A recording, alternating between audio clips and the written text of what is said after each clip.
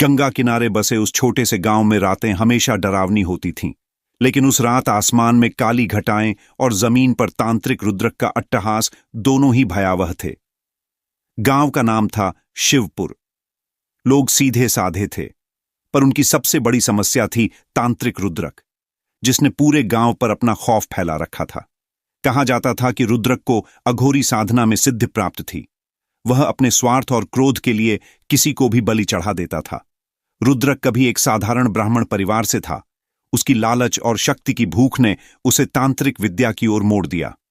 उसने एक गुरु से विद्या सीखी, पर जल्द ही अपने गुरु को धोखा देकर उनकी मृत्यु का कारण बना।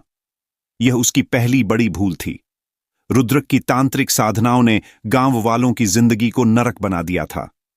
हर पूर्णिमा को वह किसी न किसी निर्दोष व्यक्ति को बलि चढ़ाने के लिए उठा लेता। लोग उससे बचने के लिए घरों में छुपे रहते, पर वह अपनी तंत्र विद्या से उन्हें ढूंढ ही लेता। एक दिन गांव में एक अजनबी औरत आई। उसका नाम था कनक, और उसकी आंखों में रहस्यमयी चमक थी। उसने गांव वालों से कहा, तुम्हारी समस्या का अंत अब नजदीक है। लोगों ने उसे चेताया, रुद्रक को चुनौती मत देना, वह मौत से भी ताकतवर है। कनक ने मुस्कुराते हुए जवाब दिया, मौत ही उसका असली भाग्य है। अगले पूर्णिमा की रात जब रुद्रक ने बलि के लिए एक बच्चे को पकड़ा, तो कनक अचानक उसके सामने प्रकट हुई। उसने कहा, तुझे शक्ति चाहिए थी, लेकिन तूने अधर्म का मार्ग चुना। आज तुझे अपने कर्मों का फल मिलेगा। रुद्रक ने हंसते हुए कहा, मुझे कोई नहीं हरा सकता। मेरे पास काली और श्मशान की शक्तियां हैं। कनक ने अपने हाथ उठाए और मंत्र पढ़ने लगी। अचानक आकाश में बिजली कड़की और रुद्रक की तांत्रिक शक्तियां उसकी देह से अलग होने लगीं। वह चीखते हुए बोला, तू कौन है? मुझ पर यह कौन सा जादू कर रही है? कनक ने उत्तर दिया, मैं वही आत्मा हूं जिसे तूने पहली बार अपने गुरु के साथ धोखा दिया था। मैंने तेरा अंत देखने के लिए यह रूप लिया।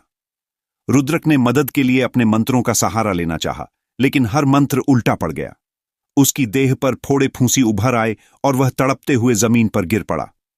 जब रुद्रक मर गया तो गांव वालों ने राहत की सांस ली। कनक ने गांव वालों को समझाया कि अधर्म का अंत निश्चित है, और उन्होंने उसके कहे अनुसार सच्चाई और धर्म के मार्ग पर चलने का प्रण लिया।